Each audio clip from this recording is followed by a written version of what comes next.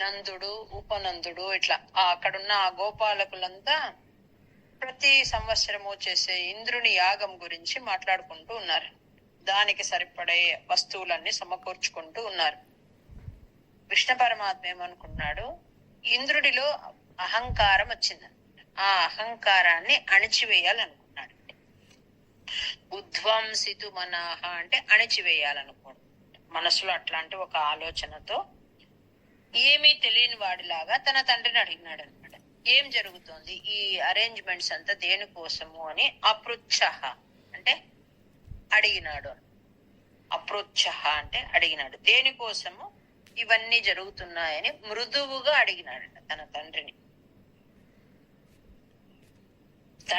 మిగిలిన ఆ పెద్దవాళ్ళు ఉంటారు కదా, వాళ్ళందరూ కలిసి ఆ ఏర్పాట్లు చేసుకుంటూ ఉంటే వాళ్ళ దగ్గరికి వెళ్ళి ఏమీ తెలియనట్టుగా దేనికోసం ఈ ప్రయత్నం అంతా జరుగుతోంది తండ్రి అని మృదువుగా తన తండ్రిని అడిగినాడట.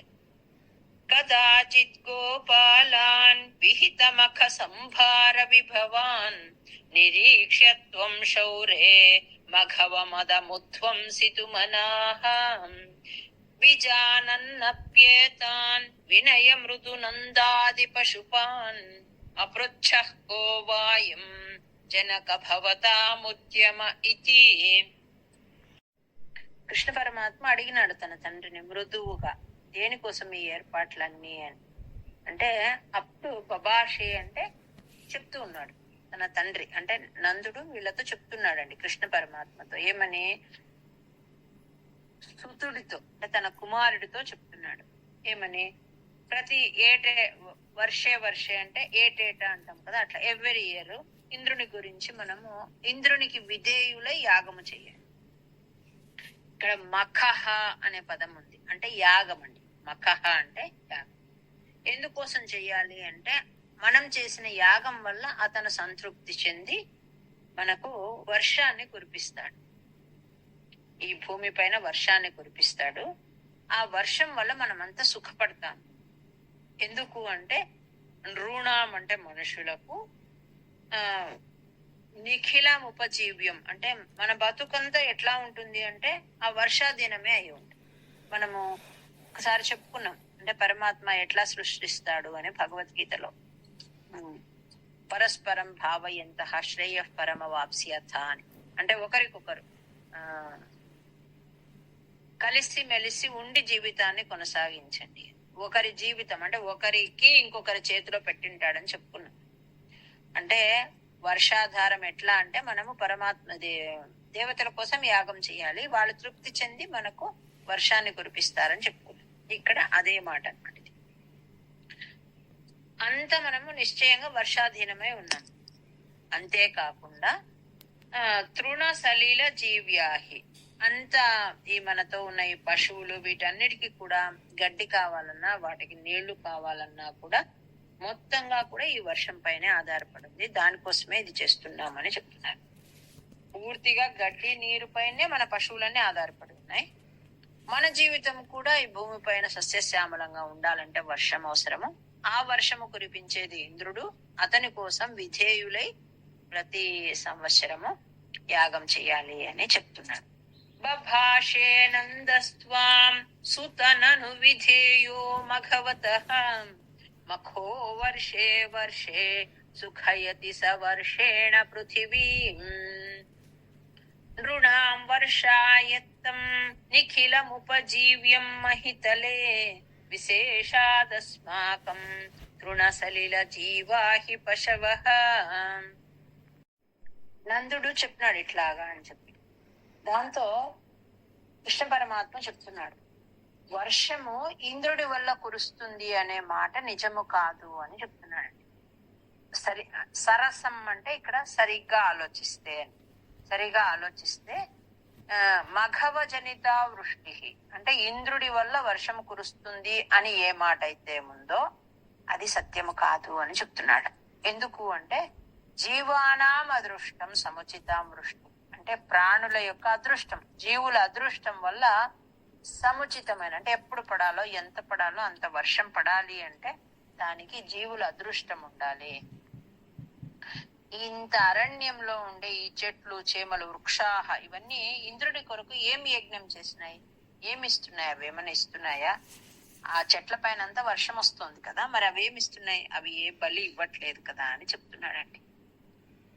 ఏ మాట అయితే ఇంద్రుడు వర్షాన్ని కురిపిస్తాడు అని చెప్తున్నావో ఆ మాట సత్యం కాదని చెప్తూ ఉన్నాడు. ఇతి శ్రుత్వా వాచం పితురై భవానాహ సరసం ధిగే తన్నో సత్యం మఘవ జనితా వృష్టిరితి యత్ అదృష్టం జీవానాం సృజతి ఖలు వృష్టిం సముచితాం మహారణ్యే వృక్షాః కిమివ బలిమింద్రాయ దదతే.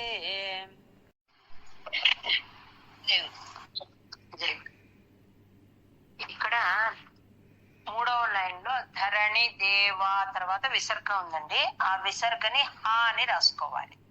మనం మామూలుగా విసర్గ తర్వాత కా వస్తే అర్ధం హా లాగా పలుకుతాం, అట్లా. ఇక్కడ విసర్గ తర్వాత క్ష అనే అక్షరం వచ్చినప్పుడు ఆ విసర్గని పూర్తిగా పలకాలి. కాబట్టి అక్కడ హ అనే అక్షరం రాసుకోండి. ఎలా పలకాలి? ధరణి దేవాహ క్షితితలే అలా పలకాలి. ఇక్కడ క్షితితలే అంటే భూమిలో అని. ఏం చెప్తున్నాడు కృష్ణయ్య? ఇక్కడ ఏవైతే పశువులు ఉన్నాయో వాటికంతా అవి మన కులధనం, అంటే మన జీవనోపాధి ఈ పశువులే. నిజమే, మీరు చెప్పిన మాట అని తన తండ్రితో మిగిలిన వాళ్ళతో చెప్తున్నాడండి. ఈ పశువులకు జలం కావాలన్నా గడ్డి కావాలన్నా మనము ఆరాధన అయితే చెయ్యాల్సిందే. కానీ ఆ ఆరాధన ఏం చెయ్యాలి అంటే ఈ గోవర్ధన పర్వతానికి చెయ్యాలి అని చెప్తున్నాడండి. ఆ గోవర్ధన పర్వతమే మనకు మన పశువులకు కావలసినదంతా ఇస్తుండేది. ఇంకా బ్రాహ్మణులు ఇంకా గొప్పవారు, వాళ్లకు పూజ చేయాలి, అంటే ఆరాధింపదగిన వారు. కాబట్టి గోవర్ధన పెట్టుకోండి, గోవర్ధన పర్వతాన్ని బ్రాహ్మణులను పూజిద్దాము అని కృష్ణ పరమాత్మ తన తండ్రితో చెప్తున్నాడండి. ఇదంతా వత్సత్యం యదిహ పశవో నః కులధనం. ఇక్కడ చూడండి, నః కులధనం అంటాం. అదే 3వ లైన్ లో ధరణి దేవాహ క్షితితలే. కాబట్టి మీకు ఇక్కడ కన్ఫ్యూషన్ ఏం లేకుండా హా అనే అక్షరం రాసుకున్న విసర్గ దగ్గర. ఇదంతా వత్సత్యం యదిహ పశవో నః కులధనం తదా జీవ్యాయాసో బలిరచల భర్త్రే సముచితః సురేభ్యోప్యుత్కృష్టా నను ధరణి దేవాః క్షితితలే తతస్తేప్యారాధ్య ఇతి జగది తత్వం నిజ జనాన్. ఇక్కడ అచల భర్త్రే అని ఉందండి, అంటే కొండల రాజు అని దానికి అర్థం. కొండ అని. ఉత్కృష్ట అంటే గొప్పవారు. సురేభ్యోప్యుత్కృష్ట అంటే భూమి పైన దేవతలు మనకు కనిపించరు, భూమి పైన దేవతల కంటే గొప్పవారు ఎవరు అంటే బ్రాహ్మణులు అని చెప్తున్నారు ఇక్కడ. అంటే ఆరాధింపదగిన వారు అని. కాబట్టి ఈ కొండకు పూజ చేద్దాము, బ్రాహ్మణులను ఆరాధిస్తాము. కానీ ఇంద్రునికి యాగం చేసేదొద్దు, మనకు వర్షం వచ్చేది పర్వతం వల్ల అని చెప్తున్నాడు.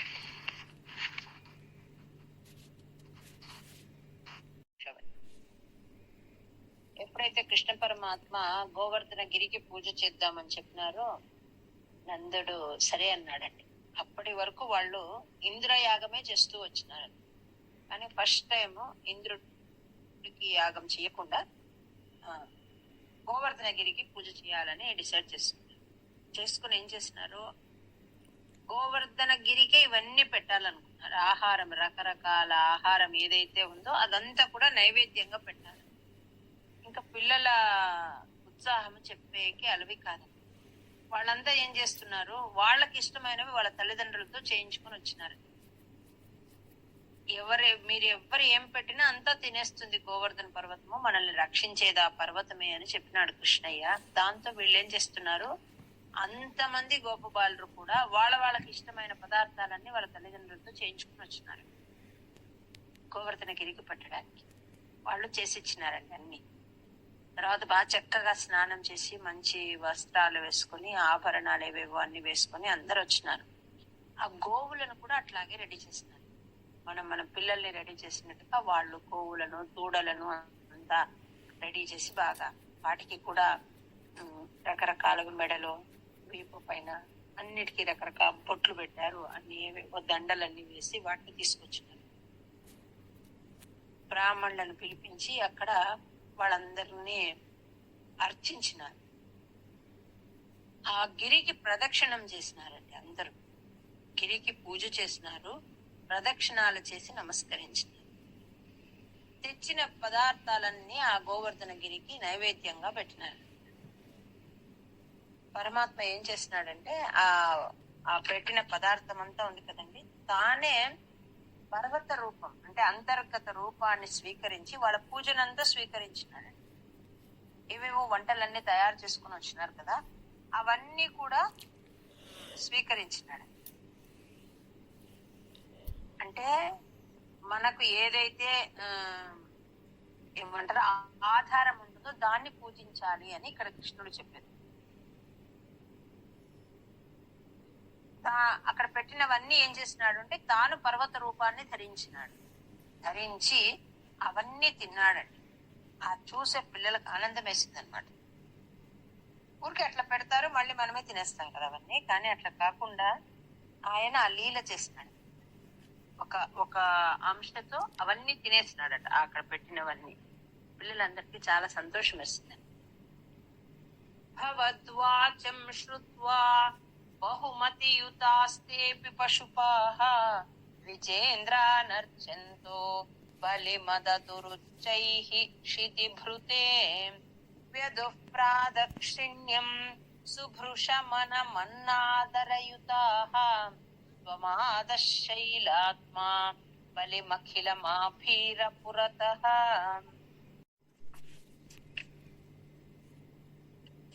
ఇక్కడ చెప్తున్నాడండి పరమాత్మ ఏమనంటే, వాళ్ళకి చెప్పినాడు కదా ఈ కొండ మనల్ని రక్షిస్తుంది, ఇదే మన పశువులకంతా ఆధారము, దానిపైన ఎంత ఉందట గడ్డి గ్రీనరీ అంతా ఎంత ఉంది అంటే కొన్ని జనరేషన్స్ తినవచ్చంటండి. పశువులకు మేత అంత ఉందట అక్కడ.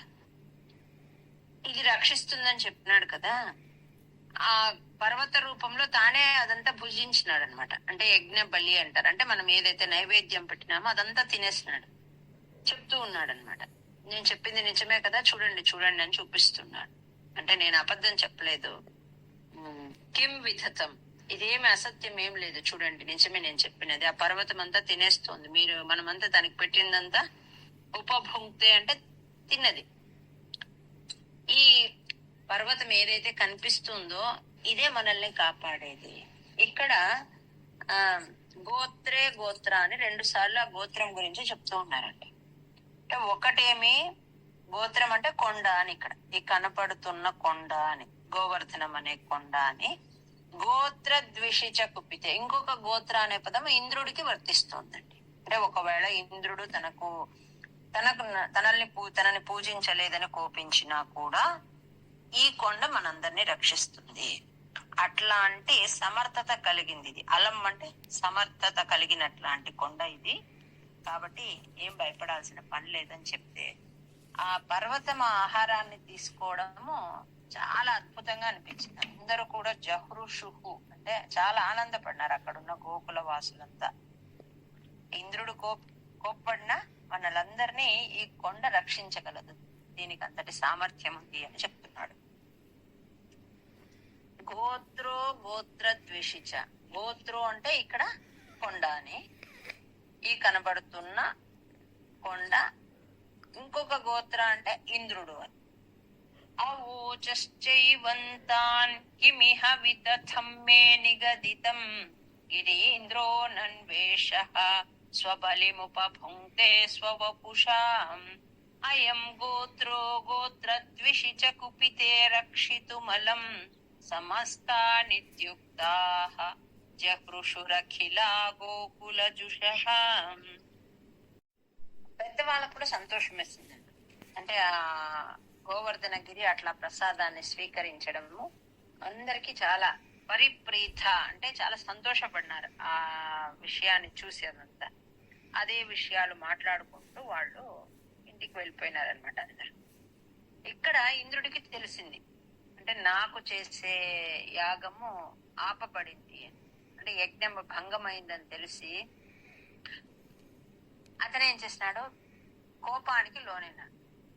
రజోగుణ అంటే అతనికి తెలుసు పరమాత్మనే ఇక్కడ ఉన్నాడు, ఆయన వల్లనే జరిగింది అని. అయినా కూడా రజోగుణానికి లోనయ్యి నాకు ఇంతటి అవమానం జరుగుతుందా, దీనికి నేను ఒక రియాక్షన్ చూపించాల్సిందే అని అనుకున్నాడు. అంటే ఇంద్ర పదవి రావడానికి కారణము, తను ఇలా ఉండడానికి కారణము పరమాత్మే అని తెలుసు. కానీ అప్పటికి అతనికి అట్లా అంటే ఒక రజోగుణం కలిగింది. మరి ఎందుకు కలిగింది అట్లాగా అంటే అది కూడా కృష్ణమాయేనండి. అంటే పర్వతం యొక్క గొప్పతనాన్ని, ప్రకృతి పరిరక్షణను చూపించడానికి ఇలాంటి ఒక లీల చేసినాడు అనమాట. ఆ అవమానాన్ని తట్టుకోలేక తను వర్షాన్ని కురిపించినాడు అని మనం చెప్పుకుంటాం. కానీ అలాంటి ఒక స్వభావం కలిగించడం కూడా అది కూడా పరమాత్ముడి లీలే అనమాట. నా సేహే అంటే సహించలేకపోయాడు, ఈ పనిని సహించలేకపోయినాడు. ఆక్రాంత హృదయ అంటే ఇట్లా చేస్తారా నాకు అని, తన ఎంత గొప్పవాడని తన పదవిని తలుచుకుని ఇదంతా సహించలేకపోయినాడు అని ఇక్కడ చెప్తున్నాడు. పరిప్రీతాయాతాః ఖలు భవతు పేతావ్రజజుషో రజం యావత్తావన్ నిజమఖ విభంగం నిశమయన్ భవంతం జానన్నప్యధిక రజసాక్రాంత హృదయః నసేహే దేవేంద్రః త్వదు పరచితాత్మోన్నతిరపి. అంటే ఇంద్రుడి రజోగుణ ప్రభావం వల్ల ఇంద్రుడికి కోపం ఎక్కువైంది అని చెప్పుకున్నాం. అంటే అవమాన భారాన్ని ఫీల్ అయినాడు. ఇదంతా కూడా అది కూడా ఒక లీల అనమాట, కృష్ణ పరమాత్మని లీల. ఏమనుకుంటున్నాడట ఇంద్రుడు, ఇతను విష్ణువే అయి ఉండవచ్చు, మానవ జన్మను పొందినాడు కాబట్టి ఒకవేళ విష్ణువే అయినా దేవతల పట్ల ఇంతటి అపరాధం చేస్తాడా? త్రిదశ సదస్సాం అంటే దేవ సభ ఇది అని చెప్పి అట్లాంటి ప్రభావం ఇంత అని కాదు, అంత గొప్పది మాది, అట్లాంటి మాకు అవమానం జరిగింది. నష్ట మార్చిన చెప్పడానికి కుదరనంతటి మహిమ కలిగినది మా సభ, దానికి ఇంత అవమానం చేస్తాడా? ఎవరితను? పశుపహతకస్య అంటే గోపాలాధముడైన కృష్ణుని యొక్క శ్రియం అంటే సంపదనంతా నేను హరించి వేస్తా. ధ్వంసిష్య అంటే నాశనం చేస్తాను. ఏం వాళ్ళ సంపద ఏమి? పశు సంపద, దాన్నంతా నేను నాశనం చేస్తాను అని చెప్పి ఆయన ఒక నిర్ణయం తీసుకున్నాడండి. ప్రవృత్త కిల అంటే నిశ్చయించుకున్నాడు, అట్లాంటి ప్రవృత్తిని పొందినాడు అనమాట. మధువైరి అంటే మధువైరి అయిన విష్ణువే అయినా కాదు, అంటే దేవుడే అయినా పర్వాలేదు, కానీ మానవ జన్మ పొందినాడు అన్నప్పుడు మమ్మల్ని గౌరవించాల్సిందే. అట్లా గౌరవించలేదు, వినయాన్ని చూపించలేదు, కాబట్టి మాకు అవమానమైంది. అతని యొక్క నేను ఆ గోపాలాధముడైన కృష్ణుడి యొక్క సంపదనంతా నాశనం చేస్తాను. ఏం వాళ్ళ సంపద? గో సంపద చేస్తానని నిశ్చయించుకున్నాడు. మనుష్యత్వం ఒక్క నిమిషం. మనుష్యత్వం యాతో మధుభిదపి దేవేష్వ వినయం విధత్తే చేన్నష్టస్త్రిదశ సదసాం కోపి మహిమాం తతశ్చధ్వంసిష్యే పశుపహతకస్య శ్రియమితి ప్రవృత్తస్త్వాం చేతుం సకిల మఘవా దుర్మదనిధిః. మయమబ్రేవ గమనః అంటే కులిశం భ్రాణ అంటే ఆ వజ్రాయుధం, అతని ఆయుధాన్ని అని పట్టుకొని కులిష బిభ్రాణ పట్టుకొని ఇట్లా వచ్చినాడు. అభ్రేవ గమన ఐరావతాన్ని అధిరోహించి వచ్చినాడు. వజ్రాయుధాన్ని చేతిలో పట్టుకొని ఐరావతాన్ని అధిరోహించి వచ్చిన ఇంద్రుడు అని దాని అర్థం. కులిష మయమభ్రేభ గమన త్వదావాసం ఏం చేసినాడు, కృష్ణ పరమాత్మకు నష్టాన్ని కలిగించాలి, అతని సంపదనంతా ధ్వంసం చెయ్యాలని బయలుదేరినాడట. ఎలా బయలుదేరినాడు, వజ్రాయుధాన్ని చేతపట్టి ఐరావతాన్ని అధిరోహించి బయలుదేరినాడటండి. ఆయన బయలుదేరినది చూసి మిగిలిన దేవతలు నవ్వుకున్నారట. ఇక్కడ ఎగ్జాంపుల్ గా ఎవరిని చెప్పినారు అంటే అంతః అంటారు. అంతః అంటే యముడు, అంటే అందరి అంతాన్ని చూసేవాడు. దహన అంటే అగ్ని, మరుత అంటే వాయుదేవుడు. అంతః అంటే యముడు, దహన అంటే అగ్ని, మరుత అంటే వాయుదేవుడు. ఇట్లాంటి ఎక్సెట్రా ఇట్లాంటి వీళ్ళందరూ కూడా ఇతర దేవతలు ఇంద్రుడి మూర్ఖత్వాన్ని చూసి నవ్వుకున్నారట. విహసిత అంటే వాళ్ళందరికీ తెలుసు, ఇంద్రుడికి కూడా తెలుసు, అయినా కూడా అతను అలా చేస్తున్నాడు రజోగుణ పావితుడే అని అతని మూర్ఖత్వాన్ని చూసి నవ్వుకున్నారట. నీ మాయ ఎవరిని మోహింప చేయదు, అందరినీ నీ మాయ మోహింప చేస్తుంది అని భట్టాద్రి చెప్తున్నారు. ఈయనేం చేస్తున్నాడంటే యాక్చువల్ గా మేఘాలను పిలిపించినాడండి. సంవర్తకం అంటారు, అంటే ప్రళయ కాలంలో వస్తుంది వర్షం, అట్లాంటి మేఘాలను పిలిపించినాడు అనమాట. పిలిచి మీరు వర్షాన్ని కురిపించండి అని. ఏనుగు తొండం ఉంటుంది కదా, అది ఎట్లా ఉంటుందో అంత ఫోర్స్ తో వచ్చిందట వర్షం. మీరు వెళ్ళి ఆ బృందావనం మొత్తం ఆ రకంగా మీరు వర్షం కురిపించండి అని చెప్తే ఆ మేఘాలకు ఆదేశించినాడు. అవి వచ్చి వర్షం కురిపించినాడు. త్వదావాసం హంతుం ప్రళయ జలదానంబర భువి ప్రహిణ్వన్ విభ్రాణ కులిశమయమభ్రే భగమనః ప్రతస్థేన్యైరంతర్ దహన మరుదాత్యైర్విహసితః భవన్ మాయానైవ త్రిభువన పతే మోహయతికం.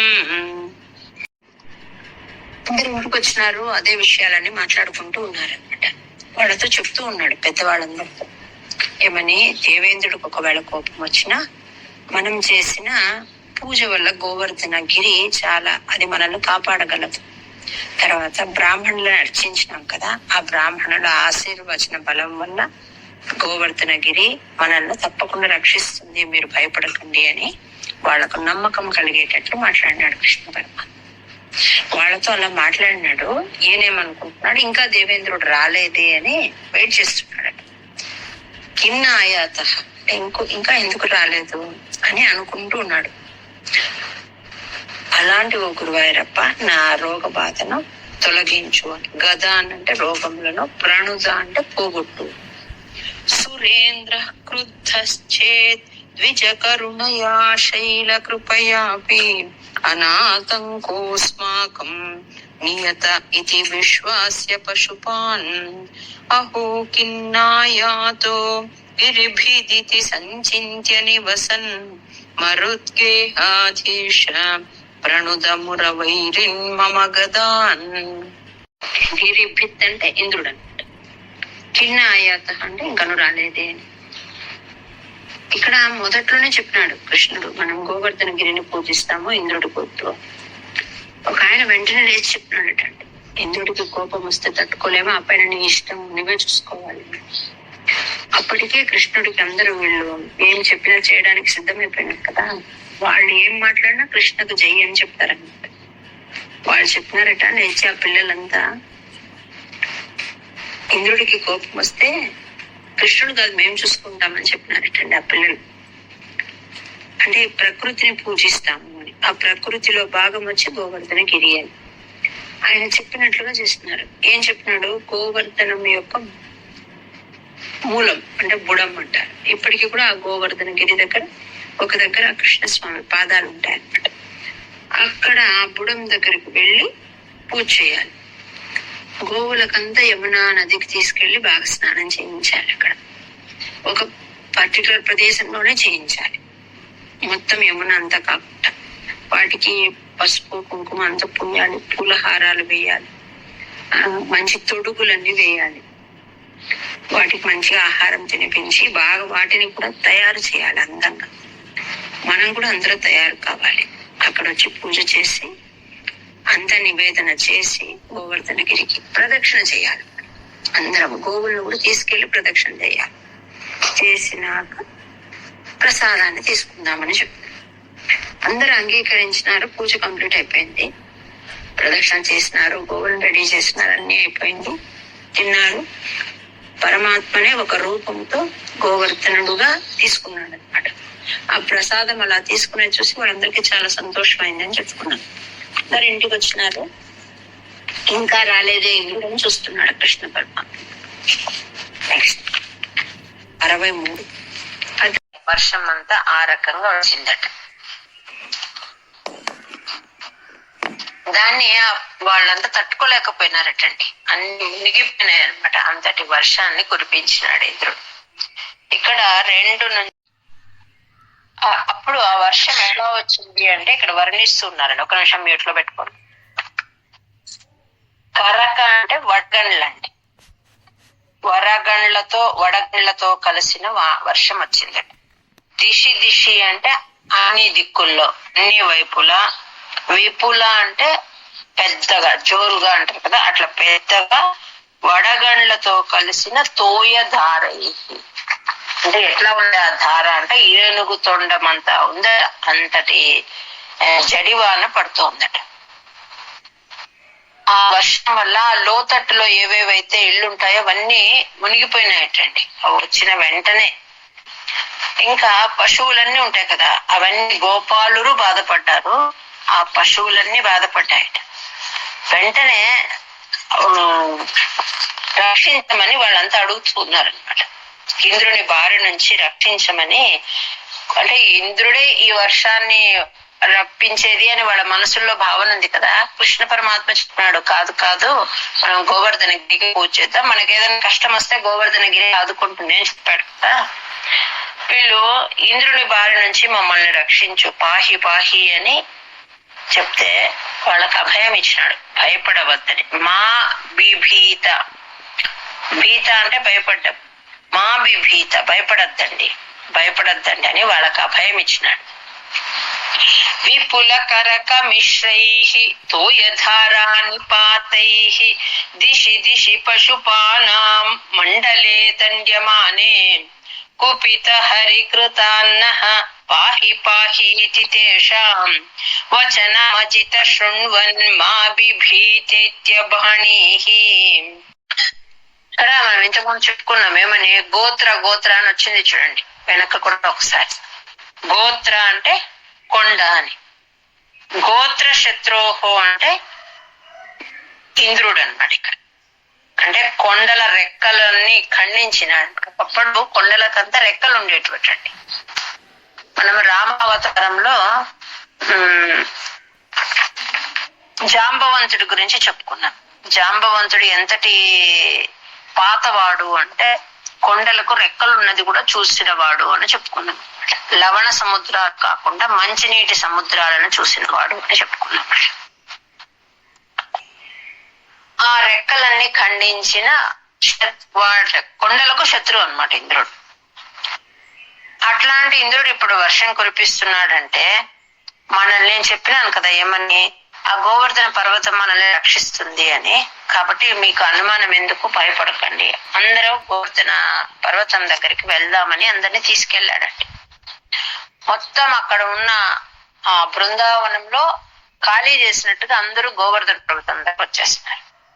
ఈ పిల్లలు ఉంటారు కదా, పిల్లలంతా ఈయన ఫ్రెండ్స్, బలరాముడు మిగిలిన వాళ్ళందరికీ పని చెప్పినాడు. ఏమని, పరిహార కార్యక్రమాలు అంటారు కదా, అంటే సహాయక కార్యక్రమాలని.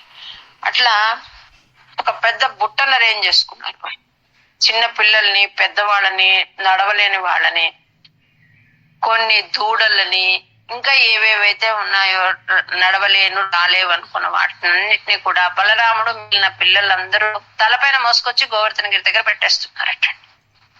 అట్లా పిల్లలు, పెద్దలు, ఆవులు, దూడలు, ఇంకా వేరే ఏవేవైతే వాళ్ళు సాకుతూ ఉంటారో అట్లాంటి అన్ని జీవాలను కూడా తీసుకొచ్చి గోవర్ధనగిరి దగ్గర పెట్టినారనమాట. బలరాముడు మిగిలిన ఆ బాలురంతా ఒక గ్రూప్ గా ఫారం అయి పని చేస్తున్నారట. ఆయన గోవర్ధన దగ్గరకు వస్తూనే తను ఆ పర్వతాన్ని అలా ఎత్తాడండి. ఎత్తి అట్లా గొడుగులాగా పట్టుకున్నాడట. దాని కిందికి అందరినీ చేర్చమని బలరాముడికి చెప్పాడు ముందే. మనల్ని కాపాడుతుంది కొండ అని అక్కడ ఉన్న జనాలందరికీ చెప్పినాడు కదా. ఆ కొండను ఎత్తినాడు అనమాట. ఎత్తి చేత్తో ఇలా పట్టుకొని దాని కిందికి అందరినీ రమ్మని పిలుస్తున్నాడు. కుహ ఇహ ఖలు గోత్రో దైవతం కోత్ర శత్రో విహతి మిహ సరుంధ్యాత్ కోను సంశయోస్మిన్ ఇతి హసితవాది దేవ గోవర్ధనాద్రిం త్వరిత ముదము మూలతో బాలదోర్భ్యాం. అక్కడికి వెళ్ళాడండి. ఆ పర్వతాన్ని ఎలా తీశాడు అంటే, ఒక ఆట వస్తువుని ఎలా పిల్లలు తీసుకుంటారో ఆ రకంగా ఆ పర్వతాన్ని తీశాడట బ్రహ్మ. ఎట్లా తీశాడు అంటే, ఇలా పెకిలించినాడట. భూమిలోకి ఉంటుంది కదా, దాన్ని అలా తీశాడంట. తీసి అలా ఎత్తి పట్టుకున్నాడు. బాలదోర్భ్యాం అంటే చిట్టి చేతులతో ఇట్లా తీసుకున్నాడు. తీసుకుని అందరినీ దాని కిందికి రమ్మన్నాడు అనమాట. అది ఇప్పుడు మూలంతో ఇట్లా ప్రోద్ధృతస్య అంటే మూలంతో ఇలా ఎత్తినప్పుడు దాని కిందంతా ఇసుక లాంటిది ఉంది. సికతిలా అంటే మెత్తటి ఇసుక ఉంది దాని కింద. ఆ ప్రదేశంలోకి అందరినీ రమ్మని పిలిచాడు. మొదట రాలేదటండి ఎవ్వరు. అంటే ఇంత పెద్ద పర్వతాన్ని ఎత్తి పట్టుకున్నాడు చిన్నపిల్లవాడని రాలేదట. కృష్ణుడు పరమాత్ముడని తెలుసు, చెయ్యగలడని తెలుసు, అయినా భయం అనమాట. అంటే మాకేమైనా అయిపోతుందేమో, ఒకవేళ వదిలేస్తాడేమో పర్వతాన్ని, అప్పుడు ఎట్లాగా దాని కింద పడి నుంచి అయిపోతామని భయపడ్డారటండి. మొదట ఒక ఆవు వెళ్ళిందట లోపలికి. వెళ్ళి పరమాత్మ ఇలా నిల్చుకున్నాడు. లోపల నిల్చుకుంటే ఆయన త్రిభంగి మాదిరిగా నిల్చుకుంటాడని చెప్పుకున్నాం కదా. వెళ్ళి ఆ పాదాన్ని అలా నాకి అట్లాగా తల ఎత్తి ఆయన పట్ల చూస్తూ నిల్చుకోయింది. ఆవు వెళ్ళేటప్పటికి దాని వెనక దూడ వెళ్ళింది. ఒక ఆవు దూడ వెళ్ళేటప్పటికి మిగిలినవన్నీ వెళ్ళిపోయినాయి. వీళ్ళకి అనిపించింది, ఈ ప్రాణులే ఇంత నమ్మకంగా వెళ్తుంటే మనం వెళ్ళకపోతే ఎట్లా అన్నట్లు మళ్ళీ కొంతమంది అందరూ వచ్చారనమాట. అందరూ మొత్తం బృందావనంలో ఎవరెవరు ఉన్నారో అందరూ దాని కిందికి చేరిపోయినారు. ఈ వాళ్ళ సాధనాలు పరికరాలు ఉంటాయి కదా, వాటితో కూడి అనమాట ఆ పర్వతం కిందికి రమ్మని చెప్పినాడు. ఆ ఇసుక తిన్న మాదిరిగా ఉంటాం కదా, అక్కడికి అందరూ అక్కడికి వచ్చినారనమాట. గోపాలురు, గోపబాలురు, ఆవులు, దూడలు, ఇంకా వాళ్ళ సాకే అట్లాంటి రకరకాల ప్రాణులు అన్ని కూడా వచ్చినాయి. పరిమిశ్రాన్ అంటే వాళ్ళ పనిముట్లు కూడా తెచ్చుకున్నారంట వాళ్ళు వచ్చేటప్పుడు. ఆ పనిముట్లతో కూడి అందరు కూడా దానిలోకి ఆ కొండ కిందికి, అధస్తాత్ అంటే కొండ కిందికి, ఉపనిదత్ అంటే రమ్మని పిలిచినాడు. కొండ కిందికి రమ్మని పిలిచినాడు. ఉపనిదత్ అంటే రమ్మని. ఎడమ చేతి చిటికెన వేలుతో అలా పట్టుకున్నాడటండి ఆ గోవర్ధనగిరిని. అదత్తాహ అంటే ఎత్తి పట్టుకోవడం. అదత్తాహ అంటే ఎత్తి పట్టుకోవడం. ఉపనిదత్ అంటే రమ్మని పిలిచడం. హస్త పద్మేన ఆయన ఎడమ చేయి అనే పద్మము పైన ఆ గోవర్ధనగిరిని పట్టుకుని వాళ్ళందరినీ పిలిచాడు. భయపడకండి, రండి రండి అని. చిటికన వేలు పైన పట్టుకున్నాడు అని చెప్తారండి. ఎడమ చేతి చిటికన వేలు పైన దాన్ని పట్టుకున్నాడు. ఎట్లా అంటే ఆట వస్తువులాగా పట్టుకున్నాడు. తదను గిరివరస్య ప్రోద్ధృతస్యాస్య తావత్ సికతిల మృదు దేశే దూరతో వారితాపే పరికర పరిమిశ్రాన్ ధేను గోపానధస్తాత్ ఉపనిదద్ధదత్తాః హస్తపద్మేన శైలం. లోపలికి అన్నిటిని పిలిచాడండి. ఆ పని అంతా బలరాముడు గొప్ప చెప్పాడు. ఎక్కడెక్కడున్న వాళ్ళందరినీ తీసుకొచ్చారు. ఆ సహాయ కార్యక్రమాలన్నీ చేస్తూ ఉన్నాడు బలరాముడు. అందరినీ దాని కిందికి చేర్చినారన్నమాట. చేర్చినాక లోపల పరమాత్మ ఎట్లా ఉన్నాడు ఆ పర్వతము కింద అంటే అందరి వైపు తన చూపుని ప్రసరిస్తూ ఉన్నాడటండి. అంటే తన ఫ్రెండ్స్ తో, ఆ గోపికలతో, అందరితో అట్లా నవ్వుతూ మాట్లాడుతూ ఉన్నాడట. తన దగ్గరకు వచ్చి నిల్చుకున్నాయి కదా ఆవులు, ఒక చేత్తో వాటిని అలా నిమురుతూ ఉన్నాడట. దువ్వడం అంటారే అట్లా. అదంతా చూస్తూ ఉంటే అందరికి ఎంత సంతోషంగా ఉందట. ఇంకా ఎట్లా అనిపిస్తున్నాడటే ఒకసారి ఇట్లా చూసినప్పుడు ఒక రకంగా కనిపిస్తాడట, మళ్ళీ కాసేపటికి వేరే రకంగా కనిపిస్తాడట. అట్లా అంటే రకరకాలుగా పరమాత్మ వాళ్లకు దర్శనమిస్తూనే ఉన్నాడటండి. ఎవరికి ఆకలి కాలే, దప్పిక కాలే, అలసట కాలేదు. ఆ రకంగా దాని కింద పెట్టుకున్నాడు అనమాట అందరినీ. ఈ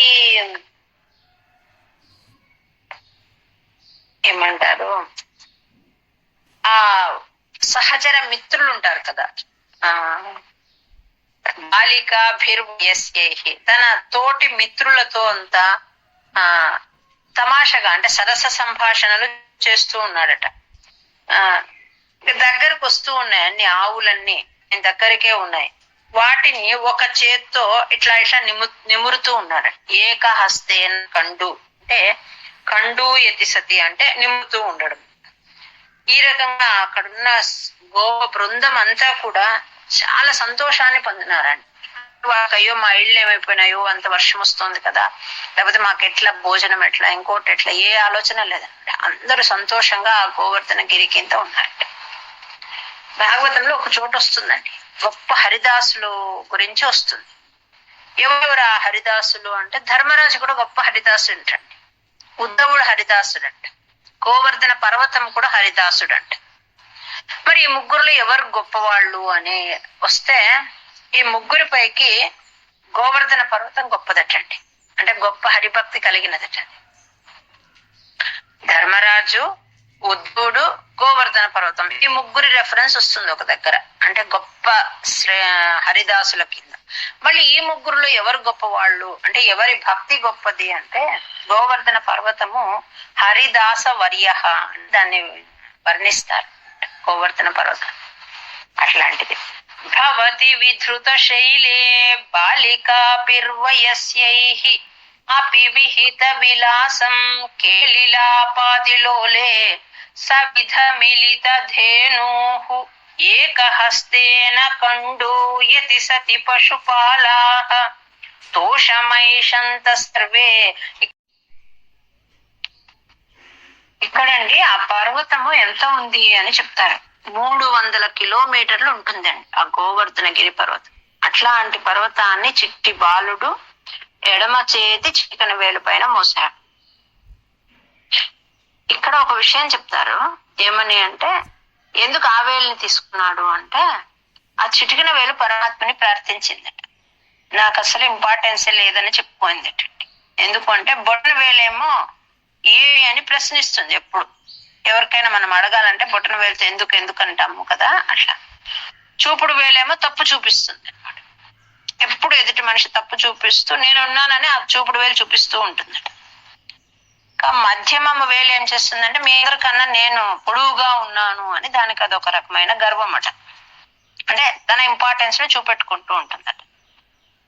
ఇంకా అనామిక అంటారు, అంటే ఏ బంగారు వస్తువు అంటే ఉంగరం లాంటిది ఏది చేయించినా ఆ వేలికే సన్మానం చేస్తారనమాట. నన్ను మర్చిపోయినారు జనాలు, నాకు ఒక స్థానం కల్పించమని ఆ చిటికెన వేలు ఒకానొక సందర్భంలో పరమాత్మని ప్రార్థించిందట. అందుకు ఆయన ఏం చేస్తున్నాడంటే, మిగిలిన వేళ్ళన్ని మడిచి ఈ చిటికెన వేలుతో ఆ పర్వతాన్ని ఎత్తినాడు అని చెప్తారనమాట. అంటే ప్రార్థన ఎవరైతే చేస్తారో అందరికీ తన రక్షణ ఉంటుందని ఇక్కడ చూపిస్తూ ఉన్నాడు ఈ లీల అని. అంటే అది చిటికెన వేళ ఇంకొకట అని కాదు. మనము కాళీయోపాఖ్యానంలో చూసుకున్నామండి, తోకని పట్టుకునే ఉన్నాడు. ఏ బొమ్మైనా మీరు చూడండి, తోక పట్టుకునే ఉంటాడు.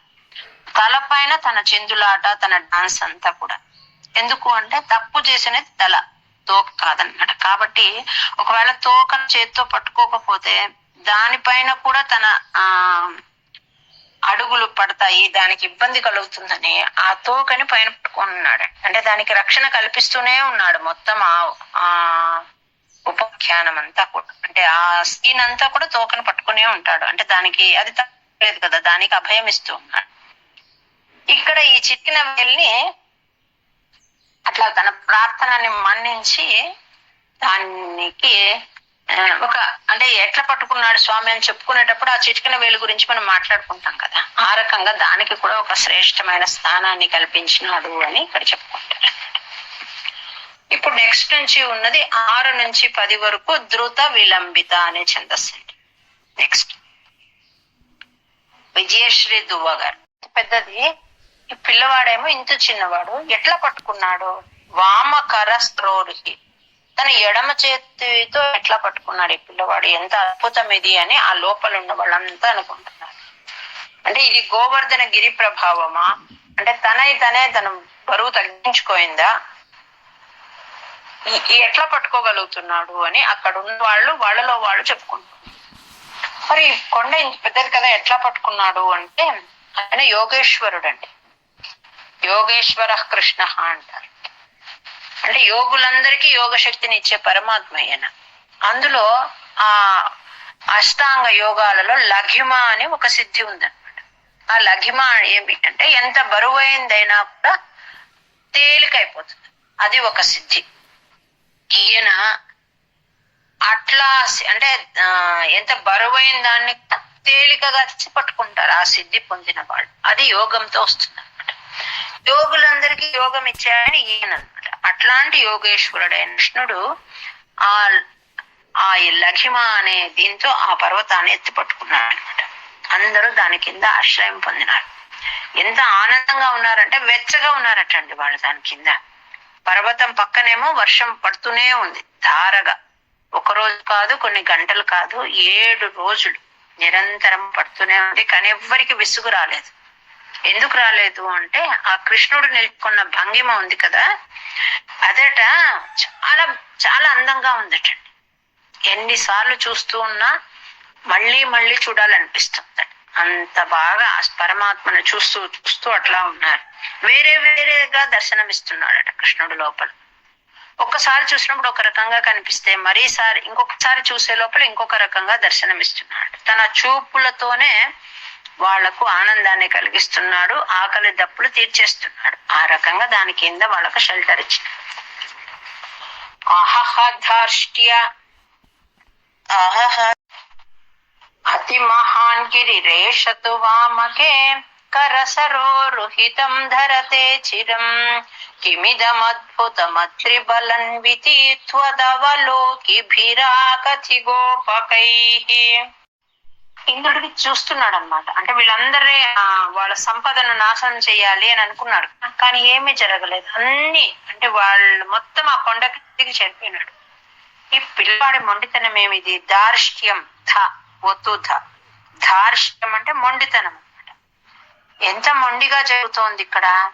వీడికి చేయి నొప్పి పుడితే కొండని కింద పడేస్తాడు కదా, కానీ అని చెప్పి అతను ఏం చేసినాడు, బలంగా వర్షాన్ని పడేటట్టు చేశాడండి. ఆ మేఘాలకు, సంవర్తక మేఘాలకు చెప్పి ధారాపాతంగా వర్షం కురిపించడానికి ఆజ్ఞ ఇచ్చినాడు. పిడుగులు మెరుపులు వస్తున్నాయి. ఆ కొండ పైన అవన్నీ పడుతూ ఉన్నాయండి. ఆ కొండ నుంచి ఆ నీళ్ళన్నీ కిందికి పడిపోతూ ఉన్నాయి. దాని కింద ఉన్న వాళ్ళు హాయిగా ఆ సీన్ అంటే ఆ దృశ్యాన్ని చూసి చాలా సంతోషపడుతూ ఉన్నారనమాట. కృష్ణుని చూస్తారు, బయట చూస్తారు, ఆవులు చూస్తారు, వాళ్ళ ఫ్రెండ్స్ ని చూస్తారు. అసలు ఎవ్వరికి ఆకలి దప్పులు లేకుండా హాయిగా ఉన్నారు. ఈయనేమో వర్షాన్ని కురిపిస్తున్నాడు. 7 రోజులు అయ్యేటప్పటికి ఆ మేఘాలు ఇంద్రుడితో చెప్పినాయి, అయిపోయింది, వాటర్ అంతా అయిపోయింది, ఇంకా మేము వర్షం కురిపించలేము అని చెప్పారు. అహహధార్ష్ట్యమముష్యవటోర్గిరిం వ్యథిత బాహురసావరోపయేత్ ఇతి హరిస్త్వయి బద్ధ విగర్హణ దివస సప్తకముగ్రమవర్షయత్. అట్లా కొండను ఎత్తి పట్టుకున్న పరమాత్మ ఎట్లా ఉన్నాడట అంటే, తను ఏ స్థానంలో పోయి నిల్చుకున్నాడో ఆ కొండను ఎత్తి పట్టుకుని అక్కడి నుంచి ఒక్క అడుగు కూడా కదలలేదు. స్వస్థానము అంటే గోవర్ధన పర్వతాన్ని అలా ఎత్తి పట్టుకున్న స్థానం నుంచి అలా కూడా షేక్ కాలేదు. అలాగే అచలతి అంటే కదలకుండా అట్లాగా నిల్చుకునే ఉన్నాడు. వర్షం కురిసి కురిసి కురిసి లాస్ట్ కి ఆ మేఘాలలో ఉన్న నీళ్ళని ఖాళీ, ఇంకా గాలులన్నీ వీస్తూ ఆ నీళ్ళన్నీ అయిపోవడంతో వర్షం ఆగిపోయింది. అప్పుడు ఇంద్రునికి వెళ్ళి చెప్పాయట అవి, ఇంకా లేదు మా దగ్గర నీళ్లు కురవలేము. అప్పుడు ఆయనలో ఒక బుద్ధి మేల్కొనింది అనమాట. అయ్యో నేను ఎంత పొరపాటు చేశాను, అంటే అనుమానించినాను కదా పరమాత్మను అనే బుద్ధి కలిగి క్షమాపణ అడగడానికి వస్తాడనమాట.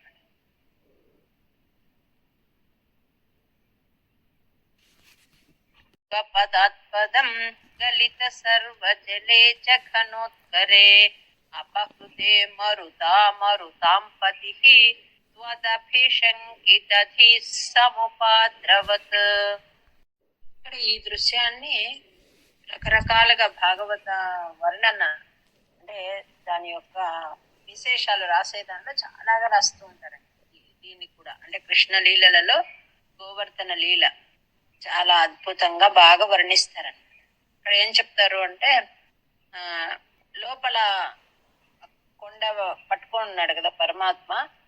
కొంతమంది పెద్దవాళ్ళు ఎక్కడ పడేస్తాడు అన్నట్లు వాళ్ళు వాళ్ళ చేతుల్లో ఉన్న కర్రలు అలా పెట్టారట సపోర్ట్. అంటే మేము కృష్ణుడు చేసే పనిలో హెల్ప్ చేస్తామన్నట్లుగా ఎంత అయ్యని వాళ్ళ కర్ర దానికి సపోర్ట్ చేయడానికి, కానీ వాళ్ళు అలా పెట్టారంట. కొంతమంది చిన్న పిల్లలు పెట్టారంట, అంటే కృష్ణుని ఫ్రెండ్స్ మేము కూడా పట్టుకుంటామన్నట్లు పెట్టారు అని చెప్తారు. ఇంకా ఏం చెప్తారు అంటే యశోద చాలా సంతోషపడిందట. అందరికీ తెలుసు కదా కృష్ణ పరమాత్మ అక్కడే పెరుగుతున్నాడు, వాళ్ళందరికీ స్నేహితుడు, కానీ అందరి దగ్గరికి వెళ్ళి చెప్తుందట నా కుమారుడే పట్టుకున్నవాడు నా కుమారుడే అని మురిసిపోయి ప్రతి ఒక్కరి దగ్గరికి వెళ్ళి చెప్పి సంతోషపడుతుందట. అంటే ఇంత మంచి పని గొప్ప పని చేస్తున్నాడు నా బిడ్డడు అని. ఇంకా కొంతమంది ఏం రాస్తారంటే కన్నె పిల్లలు చూసి పరమాత్మను ఇట్లాంటి అతనే మాకు భర్తగా రావాలి అని కోరుకున్నారు. ఎందుకు అంటే ఇంత పెద్ద కొండను పట్టుకున్నాడు, ఇంతమందికి రక్షణ కల్పించినాడు, ఇట్లాంటి అతను భర్త అయితే ఇంకా ఏది దిగులుండదు, అతని నీడలో మేము బాగా ఉండవచ్చు అని కన్నె పిల్లలంతా ఆరాధనా పూర్వకంగా చూస్తున్నారు. వయసులో ఉన్న కొండనే ఎత్తి పట్టుకున్నాడు కాబట్టి ఇంకా ఎంత కష్టం వచ్చినా భయపడాల్సిన పని లేదు, రక్షణ లభిస్తుంది. అట్లా ఒక్కొక్కరు ఒక్కొక్క రకంగా భావించినారు. ఆయన అందరికీ ఒకేలాగా అయితే కనిపించలేదు, ఒక్కొక్కరికి ఒక్కొక్క రకంగా కనిపించినాడు.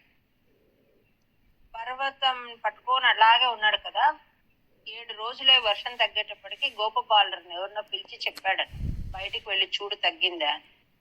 అతను వచ్చి చూస్తున్నాడు, మళ్ళీ లోపలికి వచ్చి చెప్తాడట ఇంకా తగ్గలేదు. సూర్యుడు వచ్చినాడేమో చూడు అని చెప్పి పంపిస్తాడు. సూర్యుడు వచ్చినాడా అంటే రాలేదని చెప్తాడు. అన్ని అలా ఏవేవి అడిగితే అన్ని లేదని చెప్తారట ఆ పిల్లవాడు. ఎందుకు అలా చెప్పినాడు అని చెప్తే ఆకాశం నుంచి పడుతూ ఉన్న అంటే మేఘాల ద్వారా పడుతున్న వర్షం అయితే ఆగింది, కానీ నీ కరుణ వల్ల భక్తులను ఇంతమందిని కాపాడినావు కదా, వారి కళ్ళ నుంచి వచ్చే అశ్రుధార ఏదైతే ఉందో అది వర్షంలా పడుతుంది అని వర్ణిస్తారు. వర్షం తగ్గింది కానీ మేఘాల నుంచి కురిసే వర్షం భక్తుల కళ్ళ నుంచి పడుతుంది కన్నీటి ధార అలాగే ఉంది కాబట్టి ఇంకా వర్షం పడుతుందని చెప్పాడు ఆ గొప్ప బాలుడు. ఇంకా ఏం చెప్తారంటే ఆ ఉరుములు మెరుపులన్నీ ఆగిపోయినాయా అంటే అవి ఆగిపోయి ఉంటాయి, కానీ దేవదుందుబులు అంతా మోగిస్తూ ఉన్నారు వాళ్ళు, కాబట్టి అది ఇంకా వచ్చినట్టే లెక్క అని ఇంకా వస్తోందని చెప్తాడట. ఇంకా మెరుపు అంటే ఏమి అంటే అప్సర స్త్రీలు వేసుకున్న ఆభరణాల మెరుపటండి. దాన్ని ఆ వర్షం వచ్చే ముందు వర్షం వచ్చేటప్పుడు వస్తున్న మెరుపుతో కంపేర్ చేస్తారు. ఇట్లా రకరకాలుగా అంటే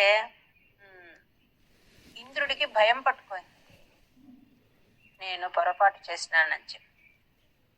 ఇక్కడ ఇంద్రుడికి శిక్షణ ఇస్తున్నట్టుగా మనం ఈ ఘట్టమును భావించాలి. అంటే శిక్షణ కోసం ఈ లీల చేసినాడు. శిక్షణ ఇచ్చేదాని అనేది దీని వెనక ఉన్న అర్థం. అతను వచ్చి అతని అపరాధానికి క్షమాపణ అడుగుతాడు. నెక్స్ట్ హరణిమేమముపేయుషి వర్షభరే తదా పశుపథేనుకులే చ వినిర్గతే ఓ సముపాహిత భూధరః ప్రముదితైః పశుపైః పరిరేభిషే. ఇందాక చెప్పుకున్న చోట ఆ వర్షం అంతా ఆగిపోయిన తర్వాత పరమాత్మ ఏం చేసినాడు అంటే అందరిని బయటికి పంపించినాడు. తన బృందం ఉంది కదా, బలరాముడు మిగిలిన బృందం, వాళ్ళే ఎప్పుడు ఇలాంటి పనులన్నిట్లోనూ వాళ్ళే ముందుంటారు. ఎలాగైతే అందరినీ తీసుకొచ్చి ఆ పర్వతం కిందికి చేర్చినారో, ఇప్పుడు మళ్ళీ పర్వతం కింద నుంచి ఒక చిన్నది కూడా ఏమి అక్కడ ఉండకుండా అందరినీ బయటికి తీసుకొచ్చినారు. తర్వాత పరమాత్మన తన చేతిలో ఉన్న ఆ కొండనట, ఆ గోవర్ధన పర్వతాన్ని యథాస్థానంలో పెట్టాడు. అది ఎలా పెట్టాడు అంటే, ఒక చిన్న బిందె ఉంటే ఎలా పెడతారో, చేతిలో బిందె చాలా చిన్నది ఉన్నప్పుడు దాన్ని ఎంత సులభంగా పెడతామో ఆ రకంగా పెట్టాడు, యథాస్థానానికి పెట్టాడు. బయటకు వచ్చిన అందరూ అలా సంతోషపడినారు. పడి పరమాత్మని కౌగలించుకొని తమ సంతోషాన్ని ఎక్స్ప్రెస్ చేస్తున్నారు అందరూ. ఇక్కడ భట్టాద్రి చెప్తున్నారు, నువ్వు వరాహావతార కాలంలో భూమినే పట్టుకొని అవలీలగా మోసిన వాడివి, ఈ పర్వతం నీకో లెక్కనా అని చెప్పి దేవతలంతా నిన్ను స్తుతించినారు అని భట్టాద్రి చెప్తున్నారు.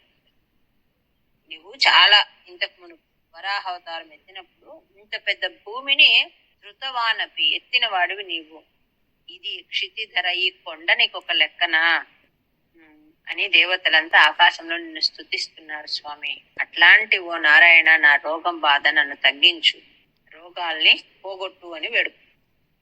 ధరణిమేవ పురాధృతవానసి క్షితిధరోద్ధరణే తవ కశ్రమః ఇతి నుతస్త్రిదశైః కమలాపతే గురుపురాలయ పాలయ మాంగదాత్.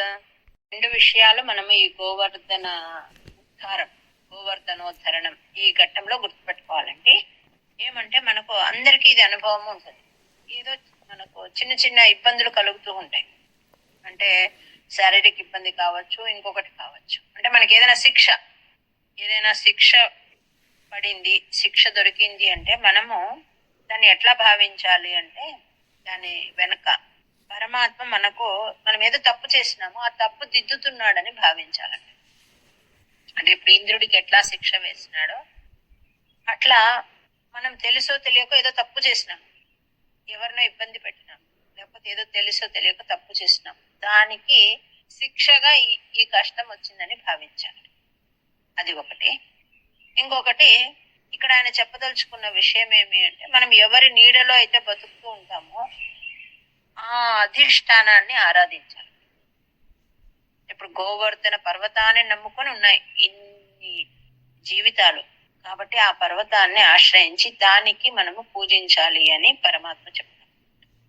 ఇప్పుడు అదే మన వరకు తీసుకుంటే, ఇప్పుడు తల్లిదండ్రుల సంరక్షణలో ఉన్నాము, ఆ తల్లిదండ్రుల్ని ప్రేమించాలి.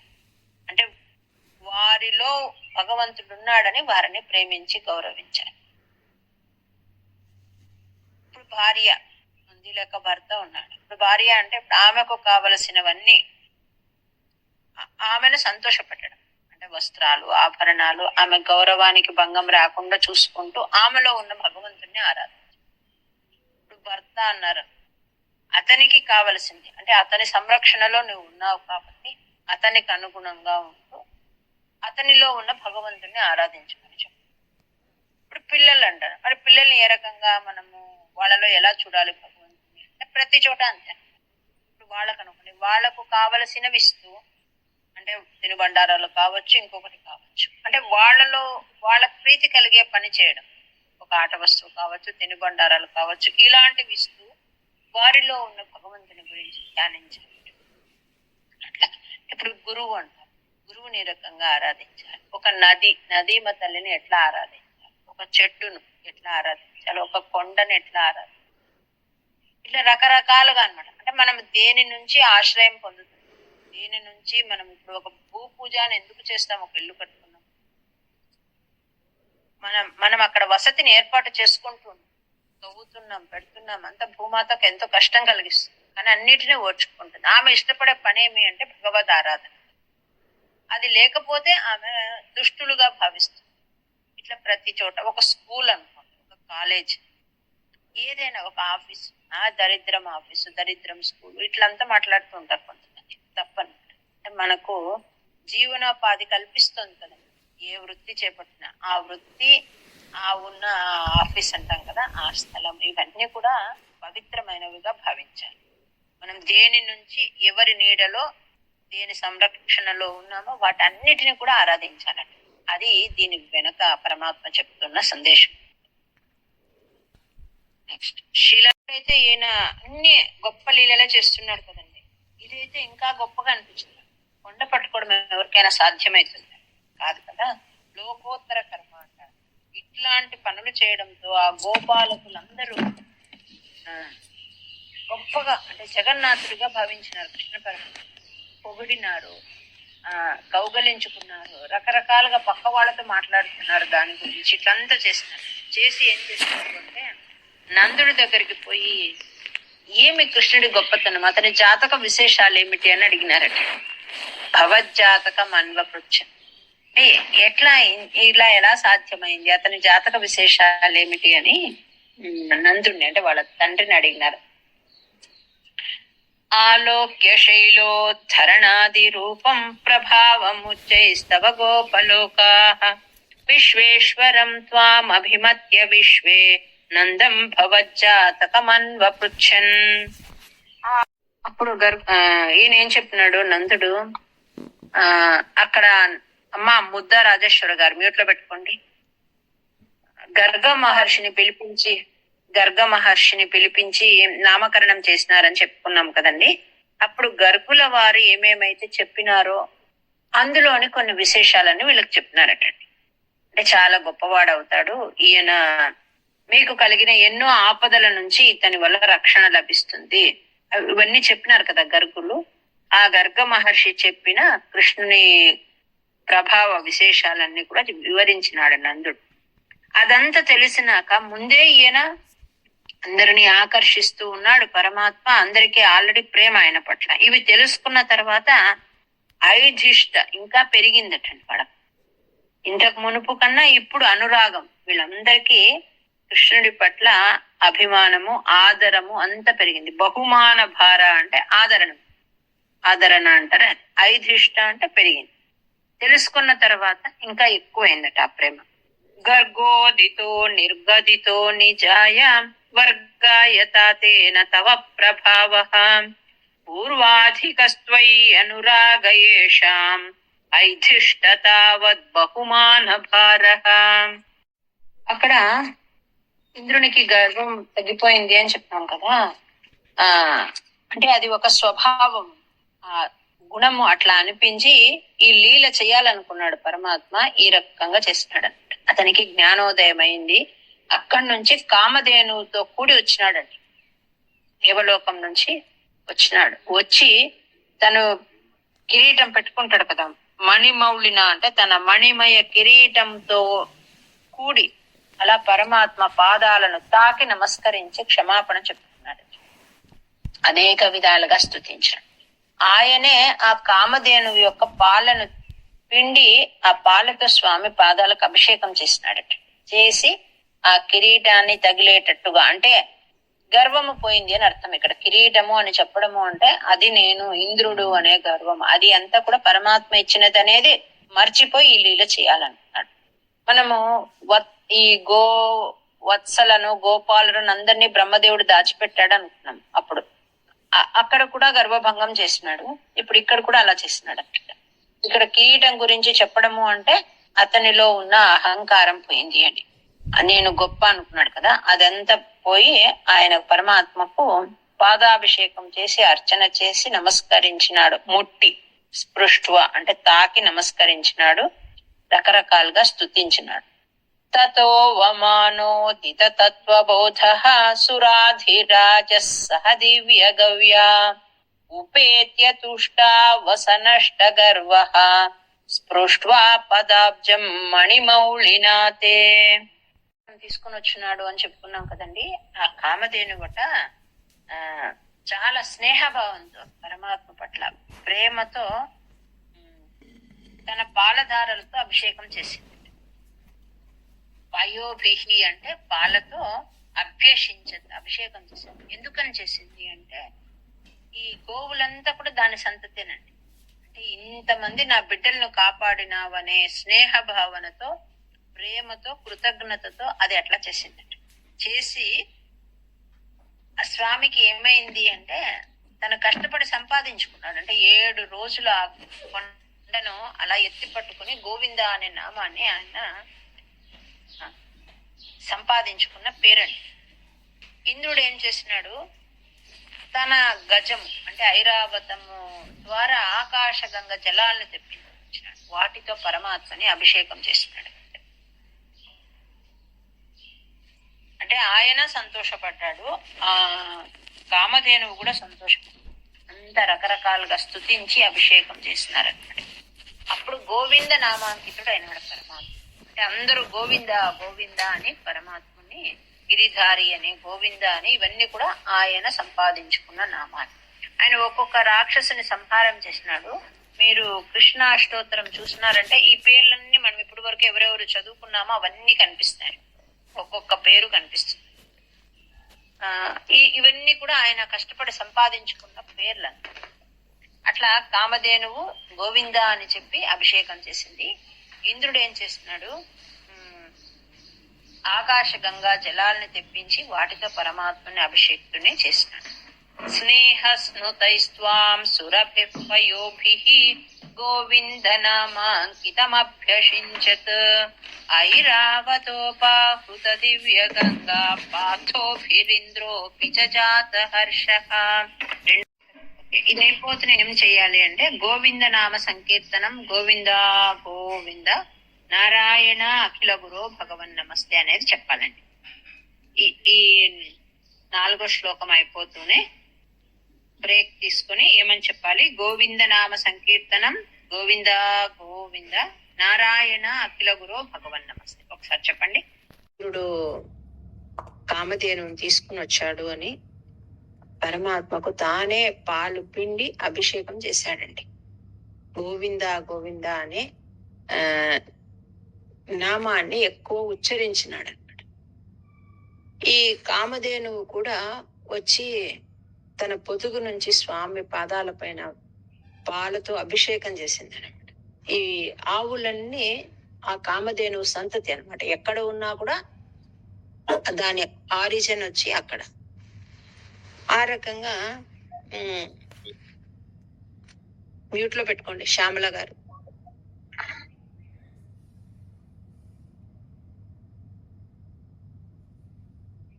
అది కూడా అభిషేకం చేసింది అనమాట. ఎందుకు అంటే తన సంతతిని, గోవులనన్నీ కాపాడింది అని. ఆ రకంగా పరమాత్మ గోవింద నామాంకితుడైనాడండి. ఇంద్రుడు వచ్చి రకరకాలుగా స్తుతిస్తాడు అనమాట. తన తప్పును ఖాయమని చెప్తాడు. అతను ఎవరు, అదితి కశ్యపుల పుత్రుడు అనమాట. వామన అవతారంలో అంటే ఉపేంద్రుడు అంటారు. ఆయనకు అర్థమైంది తనలో ఉన్న ఆ అహంకారాన్ని పోగొట్టినాడు అనమాట పరమాత్మ. ఇంకా ఒకసారి ఏమైంటుంది అంటే నరకాసుడు ఆ అదితిదేవి కుండలాలు ఎత్తుకుని వెళ్ళిపోయి ఉంటాడండి. కుండలాలు అంటే చెవికి వేసుకునే, ఎక్కడ ఏది అపురూపంగా మంచిగా కనిపిస్తుందో దాన్ని లాక్కొని వెళ్ళిపోతూ ఉంటాడు అన్నమాట నరకాసురుడు. అంటే తన దగ్గర ఉండాలి అవన్నీ అని. ఆ విషయం తెలిసి పరమాత్మ ప్రాగ్జ్యోతిషపురము అని ఆ నరకాసురుడు పట్టణం, అక్కడికి వెళ్ళి ఆ కుండలాలు తెచ్చి తల్లికి ఇచ్చింటాడు అనమాట. ఇక్కడ గోవింద అని ఎందుకు చెప్తున్నారు అంటే అచ్యుత అనంత గోవింద ఈ 3 నామాలు చాలా పవర్ఫుల్ అండి. ఆ నామోచ్చారణంతో ఏమవుతుంది అంటే రోగ నివారణ జరుగుతుంది, పాప ప్రక్షాళనం అవుతుంది అనమాట. మనం ఎన్నిసార్లు ఆ నామం చెప్పుకుంటే అంత మంచిది అనమాట. ఇంకా ఏమవుతుంది అంటే ఏదైనా తప్పులు, ఇప్పుడు మనం ఒక పారాయణ చేసినాము, ఏదో తప్పు జరిగింది అంటే దోషం, అక్షర దోషం, సరిగా పలకలేదు, ఆ దోష నివారణ జరుగుతుంది, రోగ నివారణ జరుగుతుంది, పాప ప్రక్షాళన అవుతుంది అనమాట. అచ్యుత అనంత గోవింద. కొంతమంది దీన్ని రాస్తారనమాట. ఈ 3 నామాలు మనం రామకోట ఎట్లా రాస్తామో ఆ రకంగా రాస్తారండి. ఇక్కడ గోవులను కాపాడిన వాడు అని, ఎంత స్వామి వయసు అప్పుడు 7 సంవత్సరాల పిల్లవాడు అనమాట. గోవులను పాలించిన వాడు అని రకరకాలుగా ఇంద్రుడు స్తుతిస్తాడు. గోవర్ధనాచలోద్ధర్తుడైతాడనమాట పరమాత్మ ఈ రకంగా. ఇదంతా తెలుస్తుంది పిల్లలకు. ఎవరికి వాళ్ళు వెళ్ళి అడుగుతారు అని చెప్పుకున్నాం మనం. ఎవరితో? నందగోపురతో. ఇది మామూలు వాళ్ళకు సాధ్యమయ్యే పని కాదు. ఆ మాకు కృష్ణుడి గురించి ఇంకా విశేషాలు చెప్పు. ఎక్కువసేపు ఉండేది ఈ పిల్లలతో, కానీ ఈ పిల్లలు వెళ్ళి నందగోపుని అడుగుతున్నారు. నందగోపుడేమో గర్గాచార్యుడు నామకరణం అప్పుడు చెప్పాడు, చాలా అనంత నామాలు ఉన్నాయి, నీ కుమారుడు దేవతా సమానుడు, అతని వల్ల మీ అందరూ చాలా సార్లు రక్షింపబడతారు, మిమ్మల్ని కాపాడుతాడని చెప్పాడని చాలా గొప్పగా చెప్పుకుంటాడు అనమాట నందుడు. అది తెలిసినప్పటి నుంచి వీళ్ళకి ఇంకా సంతోషము, భక్తి, అభిమానము కృష్ణుడి పైన చాలా పెరుగుతుందండి. వాళ్ళు వచ్చి అడుగుతారనమాట, నువ్వు గంధర్వుడువా, నువ్వు దేవుడువా, ఎవరివి, ఎట్లా నీకు ఇంత శక్తి వచ్చింది అని అడుగుతారు. ఆ పిల్లలంతా చిన్న పిల్లలు, వాళ్ళకి తెలియదు. వాళ్ళందరూ దైవాంశ సంభూతులు, కానీ వాళ్ళకి ఇప్పుడు తెలియదు. అవి అడుగుతారనమాట. అడిగితే కృష్ణుడు ఏమంటాడంటే, ప్రహసన్నివ భారత, నవ్వుతూ, అవన్నీ ఏం కాదు, నేను మీలాంటి గోపాలకులనే, గోపబాలుడనే, అంటే గోవులు మీలాగా గోవులను కాచేవాడినంతే, అవన్నీ ఏం కాదని చెప్తాడండి ఆ పిల్లలకి. కానీ నందుడు చెప్తాడు, కాదు కాదు అట్లా అంటున్నాడు, కానీ గర్గాచార్యులు చెప్పినారు కృష్ణుడు పరమాత్ముడు అని చెప్తాడనమాట. ఇలా ఉండగా ఒక్కసారి ఏమవుతుంది అంటే సాధన ఏకాదశి అని వస్తుంది అనమాట. అలాంటి రోజున నందుడు ఉపవాస వ్రతం చేస్తాడు. చేసి భగవద్ ఆరాధన చాలా మంచిగా చేస్తాడు. నెక్స్ట్ డే ద్వాదశి, సాధన ద్వాదశి రోజున స్నానం చేసి మళ్ళీ అనుష్ఠానం చేసుకుని దేవతార్చన చేసి భోజనం చేయాలి, పారణ చేయాలి. అదే అనమాట నియమం. ఆ రోజు ఏమనుకున్నాడు, ఇంకా నిషీధ సన్నిహిత సమయం అంటారు, అంటే స్నానానికి అనుకూలమైన సమయం కాలేదు. అప్పుడే వెళ్ళిపోయి యమునా నదిలో స్నానానికి వెళ్ళిపోయినాడండి. ఎవరు? నందగోపుడు. అంటే శాస్త్ర సమ్మతిని మర్చిపోయినాడు. ఏం చెప్తుంది శాస్త్రము అంటే అరుణోదయ కాలంలో స్నానం చేయాలండి, అంటే 4:30 ఆ ప్రాంతం. ఇంకా ముందుగా వెళ్ళిపోయి ఆ యమునలో స్నానానికి అని దిగినాడు అనమాట. అది అసురుల కాలం, మనం చేసే సమయం కాదనమాట. కొంతమంది ఏం చేస్తుంటారంటే 3కు 3:30కు అంతకే చేస్తుంటారు. అది చేస్తేనట శాస్త్రం ఏం చెప్తుంది అంటే ముందు రోజు స్నానం చేసినట్టు లెక్కటి. అంటే మనం ఇప్పుడు ఎక్కడో ఊర్లోకి వెళ్ళాలని ఇంకొకటి, లేకపోతే అట్లాంటప్పుడు చేస్తాం, అది వేరే. కానీ అనుష్ఠానానికి టైం తక్కువ అవుతుంది, క్లాసులకు టైం తక్కువ అవుతుందని చాలా మంది ఏం చేస్తున్నారంటే 3ంటికి, 3:15కు, 3:30కే స్నానం చేసేస్తున్నారండి. అది అలా చేయరాదట. 4 పైన అనమాట, అంటే అరుణోదయ కాలం అంటారే, అట్లా తెల్లవారి చేయాలి. అలా వెళ్ళి చేశాడు. చేస్తూనే వరుణుని భృత్యులు ఉన్నారు, వాళ్ళు అతను లాక్కొని వెళ్ళిపోయేస్తున్నారు వరుణ లోకానికి. ఎంతసేపు అయినా రాలేదు, తెల్లవారింది, అందరు చూస్తున్నారు, ఎక్కడ నందగోపుడు కనబడలే. ఈ పిల్లలు, గోపాలకులు అందరూ కలిసి వెతికారు అన్ని చోట్ల, ఎక్కడో కనిపించలేదు. వచ్చి కృష్ణ పరమాత్మ, బలరామకృష్ణుడు ఉన్న దగ్గరకు వచ్చి విషయం చెప్పినారనమాట. కనిపించలేదు నందగోపుడు. కృష్ణ పరమాత్మకు అర్థమైంది. వెంటనే యమునా దగ్గరకు వచ్చినాడండి, యమునా నది దగ్గరకు వచ్చినాడు. కదాచిదంతర్యమునం ప్రభాతే స్నాయన్ పితా వారుణ పూరుషేణ. స్నాయన్ అంటే స్నానం చేయడానికి వెళ్ళాడు. వారుణ పూరుషేణ, పురుషేణ కాదు, పూరుషేణ అంటే వరుణుని దూతలు అని, భృత్యలు అంటారు, వరుణుని దూతలను. అతన్ని ఏం చేసినారు, బంధించి వరుణలోకానికి, అంటే వరుణ పాశాలతో అతన్ని బంధించి వరుణలోకానికి తీసుకుని వెళ్ళిపోయేసినారు. అది తెలిసి కృష్ణ పరమాత్మ ఏం చేసినాడు, యమునా నది దగ్గరకు వచ్చి ఒక్క జంప్ చేసి ఆ నీళ్ళలోకి దిగేసి వెళ్ళిపోయేసినాడు. ఎక్కడికి పోయినాడు? వరుణలోకానికి పోయినాడు, తన తండ్రిని తిరిగి తీసుకురావడానికి. కదాచిదంతర్యమునం ప్రభాతే స్నాయన్ పితా వారుణ పూరుషేణ నీతస్తమానేతు మగాః పురీం త్వం తాం వారుణీం కారణమర్త్య రూపః. కదాచిదంతర్యమునం ప్రభాతే స్నాయన్ పితా వారుణ పూరుషేణ నీతస్తమానేతు మగాః పురీం త్వం తాం వారుణీం కారణమర్త్య రూపః. అమ్మా ఇందిరా పాలపట్ల గారు ఉన్నారా?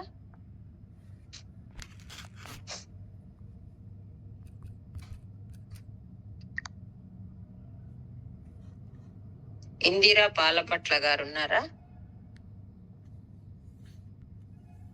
వెళ్ళిపోయినాడు, వరుణ లోకానికి వెళ్ళిపోయినాడు. తాం వారుణీం పురీం అంటే ఆ వరుణ లోకానికి వెళ్ళిపోయేస్తున్నాడు. అట్లా అక్కడ వరుణుడు చూసినాడండి పరమాత్మ. ఆయన ఎవరు? దిక్పాలకుడు. చూసి చాలా సంతోషపడ్డాడు అనమాట. పరమాత్మను చూసి దర్శన భాగ్యం లభించిందని పరమాత్మను అర్చించినాడు, స్తుతించినాడు, చాలా సంతోషపడ్డాడు, ఆయనకు ఆరాధన చేసినాడు అనమాట. అప్పుడు అడిగినాడు వచ్చిన కారణం ఏమిటి. చెప్పినాడు, నా తండ్రిని నీ సేవకులు తీసుకొని వచ్చేసినారు, అతన్ని అప్పగించమని చెప్పినాడు అనమాట. అప్పుడు వరుణుడు చెప్తాడు, అంటే నా సేవకులు నా భృత్యులు తెలియక చేసిన అపరాధానికి వారి తరపున నేను క్షమాపణ అడుగుతున్నానని చెప్పి, కానీ వాళ్ళు ఈ రోజు చేసిన ఒక పని వల్ల నాకు నీ దర్శన భాగ్యం కలిగింది అని చాలా ససంభ్రమం, అంటే సంభ్రమ ఆశ్చర్యాలు, చాలా అంత సంభ్రమ ఆశ్చర్యాలకు లోనయ్యాడు. ఆ నందుడిని అప్పగించినాడు కృష్ణ పరమాత్మ. మళ్ళీ అదే నీటిలో ఆయన తీసుకుని వచ్చినాడండి పైకి. ఎవరు? కృష్ణ పరమాత్మ తీసుకొని వచ్చినాడు. హాయిగా తన పాడికి తను వెళ్ళిపోయాడు. కానీ నందుడు ఆశ్చర్యంలో మునిగిపోయినాడండి. అంటే ఆ మడుగులో నుంచి తండ్రిని తీసుకుని, ఆ యమున మడుగులో నుంచి తీసుకుని వచ్చినాడు కదా, అక్కడ వరుణుడు ససంభ్రమ ఆశ్చర్యం అయితే నందుడు కూడా అట్లనే సంతోషపడుతున్నాడు. నా చిన్ని కృష్ణుడు, నా కొడుకు చిన్నవాడు, నన్ను వరుణలోకం నుంచి తీసుకొచ్చినాడు కదా. దిక్పాలకుడైన వరుణుడు ఎంతగా ఆరాధించినాడు నా బిడ్డడిని, ఎంత స్తుతించినాడు అని చెప్పి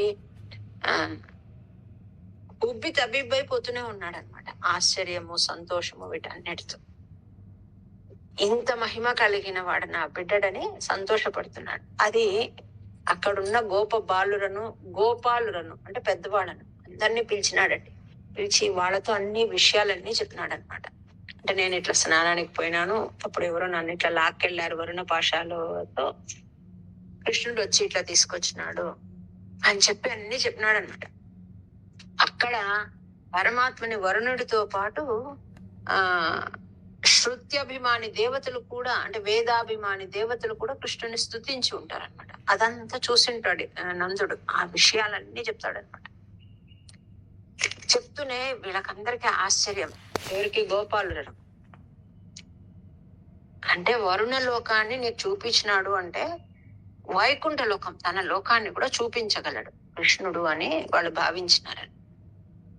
ససంభ్రమం తేన జలాధిపేన ప్రపూజితస్త్వం ప్రతిగృహ్యతాతం ఉపాగతస్తత్క్షణమాత్మగేహం పితా వదత్తచ్చరితం నిజేభ్యః. ససంభ్రమం తేన జలాధిపేన ప్రపూజితస్త్వం ప్రతిగృహ్యతాతం ఉపాగతస్తత్క్షణమాత్మగేహం పితా వదత్తచ్చరితం నిజేభ్యః. ససంభ్రమం తేన జలాధిపేన ప్రపూజితస్త్వం ప్రతిగృహ్యతాతం ఉపాగతస్తత్క్షణమాత్మగేహం పితా వదత్తచ్చరితం నిజేభ్యః. ఇంకోసారి చెప్పు. ససంభ్రమం తేన జలాధిపేన ప్రపూజితస్త్వం ప్రతిగృహ్యతాతం ఉపాగతస్తత్క్షణమాత్మగేహం పితా వదత్తచ్చరితం నిజేభ్యః. ఓకే, మీరు మ్యూట్ అవ్వండి. ఇక్కడ తాతం అంటే తండ్రిని అని. తండ్రిని తీసుకున్నాడో వాళ్లకు కోరిక కలిగింది అనమాట.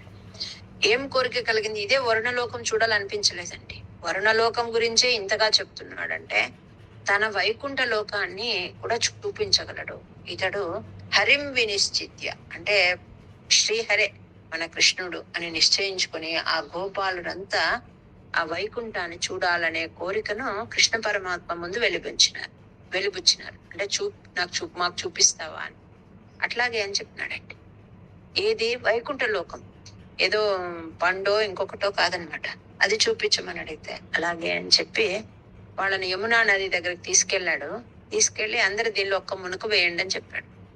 వాళ్ళు అలా మునక వేస్తూనే వాళ్ళను అక్కడికి వైకుంఠ లోకానికి తీసుకెళ్లాడండి. ఎట్లా ఉంది అక్కడ అంటే అది పరమాత్ముని వైకుంఠ లోకం, అప్రాకృత లోకం అన్నమాట. అది సాధారణంగా ఎవరు చూడడానికి కుదరదు. ప్రళయ కాలంలో ఈ ఋషిమునులంతా బ్రహ్మదేవునితో కలిసి దర్శిస్తారట. అట్లాంటి కృష్ణుని అనుగ్రహంతో మోక్షము కన్నా ముందుగా అంటే ఇంకా వీళ్ళు మళ్ళీ ఇక్కడికి వచ్చి వీళ్ళు కర్మ చేసేది ఉంది. అంతకన్నా ముందుగానే ఆ గోపాలురందరికీ కూడా స్వామి తన వైకుంఠ లోకాన్ని చూపించినాడటండి. వాళ్ళు అక్కడికి వెళ్ళి చూశారు. చూస్తే అక్కడ పరమాత్మ తన ఇంకొక రూపాన్ని చూపించినాడు అనమాట. వైకుంఠ లోకంలో అక్కడ కృష్ణ పరమాత్మ తన ఇంకొక అలాంటి రూపాన్ని చూపించినాడు. అక్కడ ఆ వైభవము, ఆ పరమాత్మని దర్శించి ఉబ్బి తబ్బిబ్బైపోయినారు అనమాట వీళ్ళంతా. హరిం వినిశ్చిత్య భవంతమేతాన్ భవత్పదాలోకనబద్ధ తృష్ణాన్ నిరీక్ష్య విష్ణు పరమ స్తుతించడము, ఆ వైకుంఠ లోకాన్ని అదంతా చూసినారు. ఇది ఎవరికి బతికి ఉండంగా చూడ్డానికి సాధ్యమైంది కాదనమాట. కానీ కృష్ణ పరమాత్మ తన భక్తులకు అంటే ఎవ్వరికి సాధ్యము కానిది తన భక్తులకు దర్శింపజేసినాడు వాళ్ళ కోరిక మేరకు. నెక్స్ట్ స్ఫురత్ పరానంద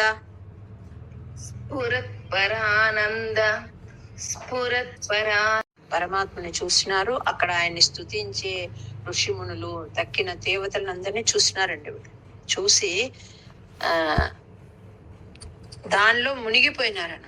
ఆ మహాప్రవాహంలో, ఏం ప్రవాహం అది, ఏం సముద్రం అది అంటే పరమానంద రసం అనే సముద్రంలో మునిగిపోయినారంట. మోక్ష సముద్రం. అలాగే ఉండిపోయినారటండి వాళ్ళ ఆ స్థితిలో. చూస్తూ చూస్తూ చూస్తూ మళ్ళీ పరమాత్మ వాళ్ళని యథాస్థితికి తీసుకొని వచ్చినాడు. నందగోపుడు ఆ యమునా నదిలో అలా వెళ్ళి ఆ వరుణ లోకానికి వెళ్ళాడు. పరమాత్మ వీళ్ళని తీసుకెళ్లిన ప్రదేశం పేరు భాగవతంలో బ్రహ్మ హ్రదము అని వచ్చిందనమాట. అంటే యమునా నదిలోనే రకరకాల ప్లేసెస్. బ్రహ్మ హ్రదము అనే ఒక చోట వీళ్ళని అలా తీసుకెళ్లాడు అనే విషయం వస్తుంది. వాళ్ళలో చూడాలనే కోరిక అయింది. ఎవ్వరకు చూపించని, చూడడానికి వీలు కాని లోకాన్ని పరమాత్మ ఈ గోపాలురకు చూపించినాడు. వాళ్ళంతా పరమానంద రసం అనే సముద్రంలో, మోక్ష సముద్రంలో అట్లాగా తేలిపోతూ ఉన్నారటండి. వాళ్ళని తిరిగి ఆయనే యథాస్థితికి తీసుకొని వచ్చినాడు అనమాట. స్ఫురత్ పరానంద రస ప్రవాహ ప్రపూర్ణ కైవల్య మహాపయోధౌ చిరన్నిమగ్నాః ఖలు గోపసంఘాః త్వయైవ భూమన్ పునరుద్ధృతాస్తే.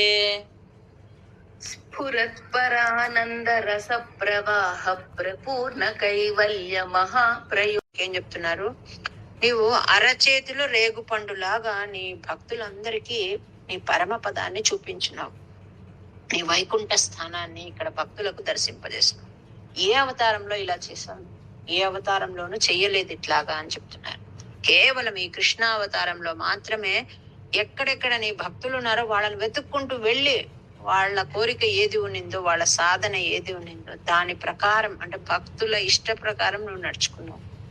వాళ్ళకు ఒక కోరిక కలిగింది నీ పరమపదాన్ని చూడాలని చూపించేసినావు. ఎట్లా చూపించినావు? అరచేతిలో రేగుపండు మనకి ఎంత స్పష్టంగా కనిపిస్తుందో ఆ రకంగా చూపించిన వాళ్లకు దర్శన ఆనందాన్ని కలుగజేసినావు, అనుగ్రహించినావు. ఇప్పుడు ఎట్లా ఉన్నావు? గోప బాలకుని రూపంలో వచ్చినవాడా. పశుప రూపి అంటే గో సంరక్షణ చేసే గోప బాలకుని రూపంలో ఉన్నావు కృష్ణ. నువ్వు సాక్షాత్తుగా పరమాత్ముడివి, నన్ను ఈ రోగ బాధ నుంచి రక్షించు అని వేడుకుంటున్నాను. కరపదరవ దేవం దేవపుత్రావతారే పరపదమనవాప్యం దర్శితం భక్తి భాజాం తదిహ పశుపరూపీ త్వం హి సాక్షాత్ పరాత్మా పవనపుర నివాసిన్ పాహి మామయేభ్యః. కరబదరవ దేవం దేవ